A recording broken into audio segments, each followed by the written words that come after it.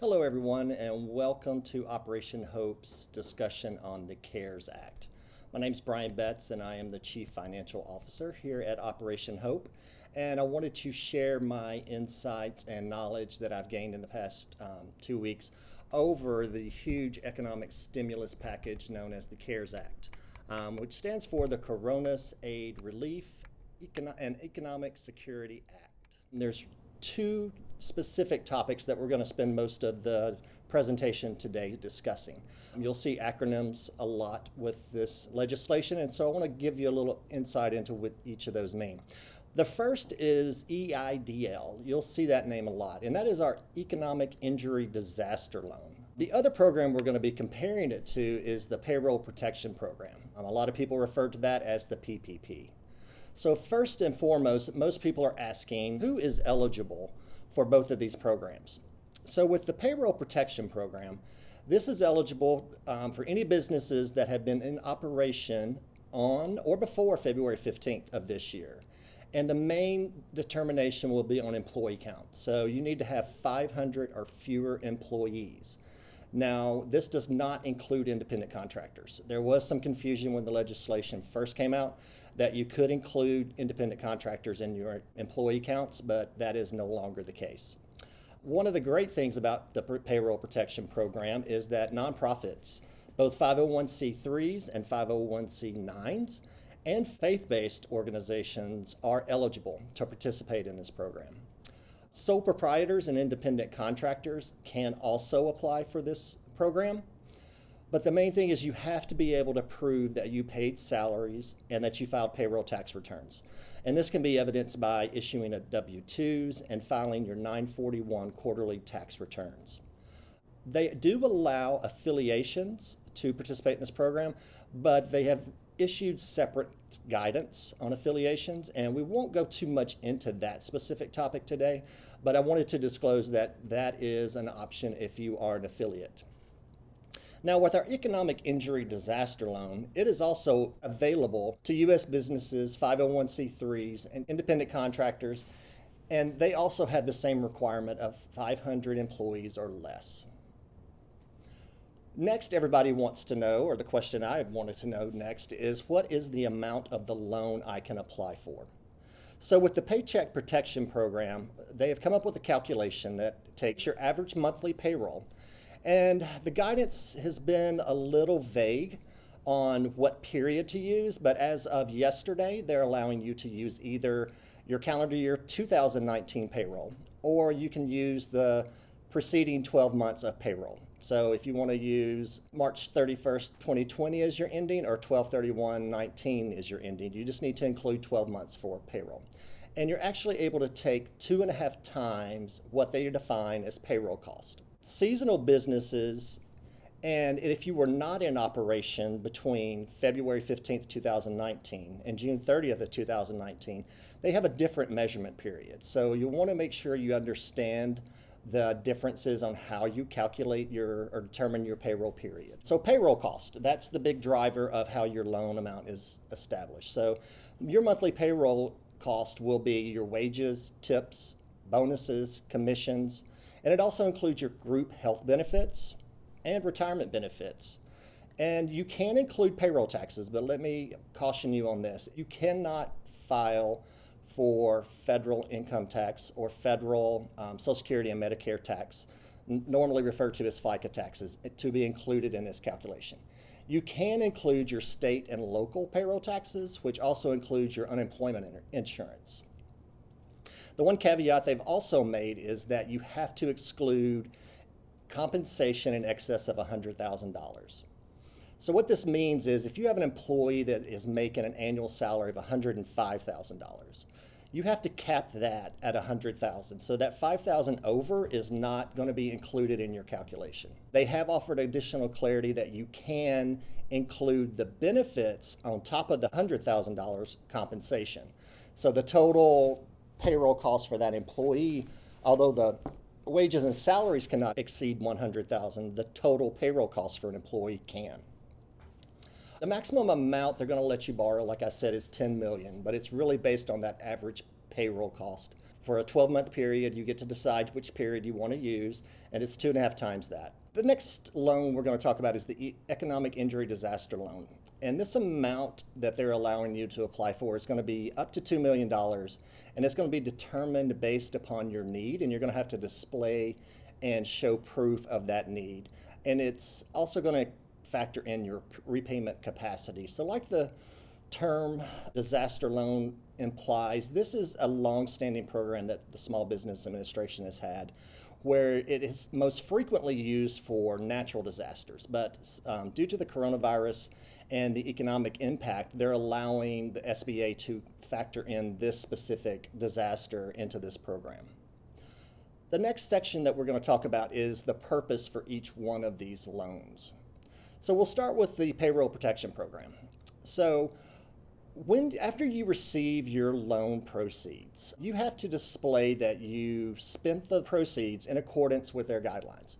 So even though you applied for 2.5 times your average monthly payroll, there are additional categories that you can use these funds for. The payroll costs have to be at least 75% of the proceeds of the loan. So the other 25%, you can actually include your mortgage interest, not your principal or prepayments, but your mortgage interest. You also can include rent payments on any leased facilities and utility payments. So this would be your power, your gas, water, and don't forget telecommunications, according to the SBA, is considered a utility. You can also take into consideration in this other category interest paid on debt that you had already incurred before February 15th, 2020.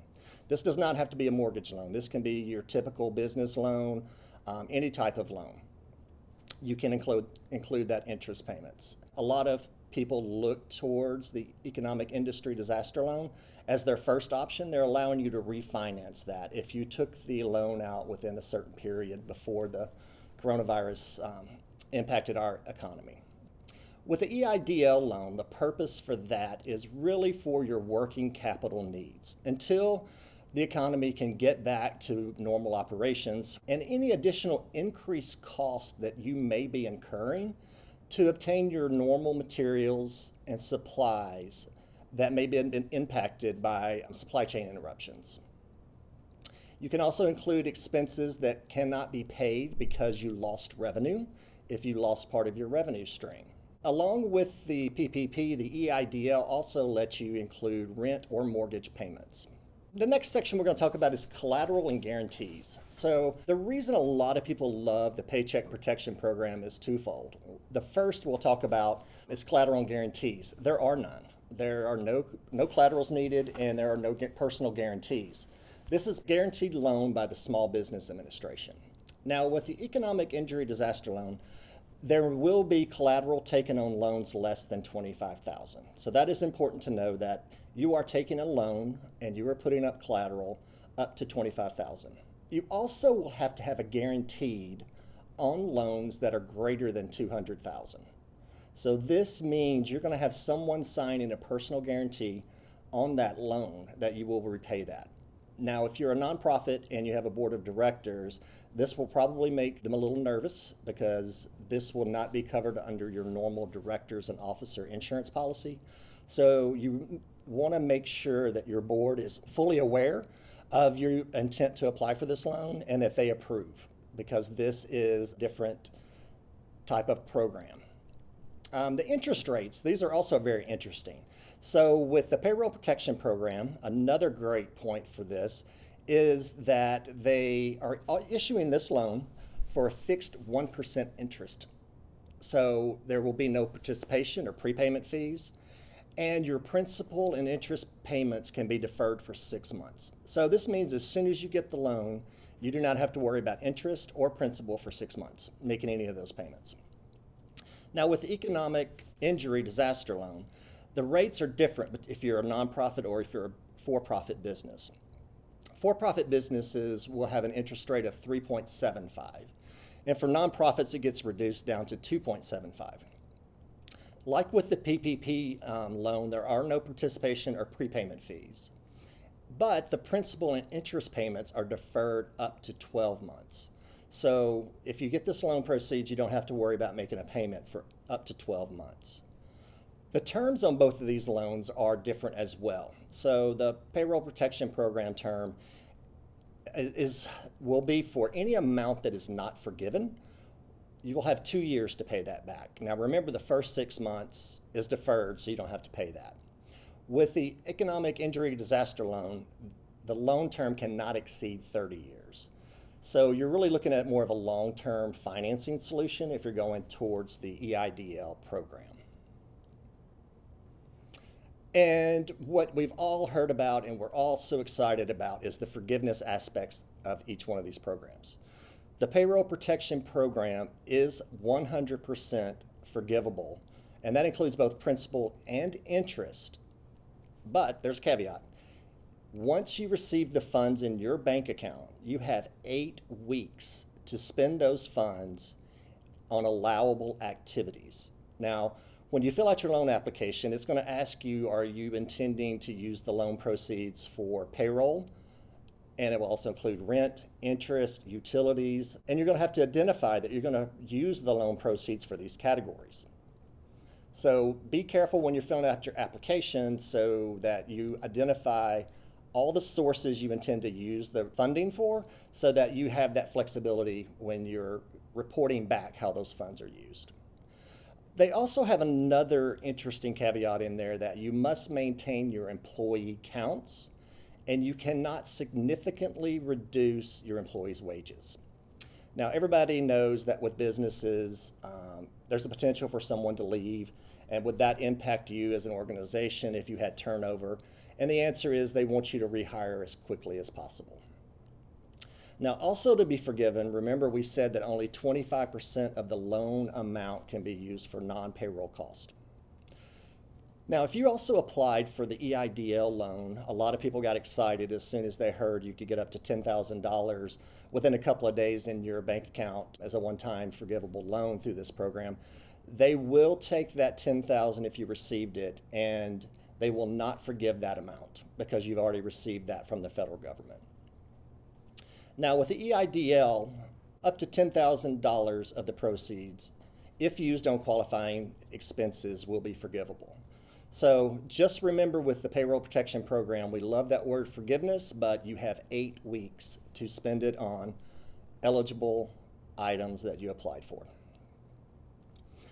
Now, another difference is, how do you apply for these loans? And they're different for each one. So for the Payroll Protection Program loans, you'll need to go to a financial institution that is currently approved to accept and make small business administration loans. Not all financial institutions are approved to do that. Found a great website for you to check out to find local institutions that are qualified to give SBA loans. And the website address is sba.gov/paycheck protection/find. And it will ask you to enter in your zip code, and it will display where you can go in your local area to apply for one of these loans. What I am seeing on some of the financial institutions is that they are requiring you to already have a banking relationship with them. Now, that's not going to be the case with all financial institutions, but I have seen that predominantly over the last couple of days. Now, with the EIDL loan, you're actually going to be applying directly through the Small Business Administration. And there's a website that you can go on and fill out your application, and it is covid19relief.sba.gov. Now, I want to clarify, both of these programs are loans. So when you get the loan proceeds, it is considered debt. With the Paycheck Protection Program, if you meet the qualifications that we discussed, it can be forgiven. And if you're worried about for tax purposes, that income will not be taxable on the loan forgiveness. So I know there's a lot of information flying around. I hope we've been able to provide a little insight to you today on how these two programs work and give you a little bit more knowledge of how they work and point you in the right direction, so that you can search out either a financial institution to give you a small business loan or go directly through the Small Business Administration. In closing, I want to remind everyone that although The regulations were released on April 3rd. A lot of financial institutions had to take time to digest the guidance that was provided. Most financial institutions have started accepting loans Monday, April 6th. So today is April 7th, so I encourage each and every one of you to quickly review if this is something that would be beneficial to you. Make sure you apply quickly. The systems will be overloaded and you want to make sure you get your place in line. Thank you so much for tuning in and learning a little bit more about the CARES Act. I'm Brian Betts and I hope you stay safe and stay well.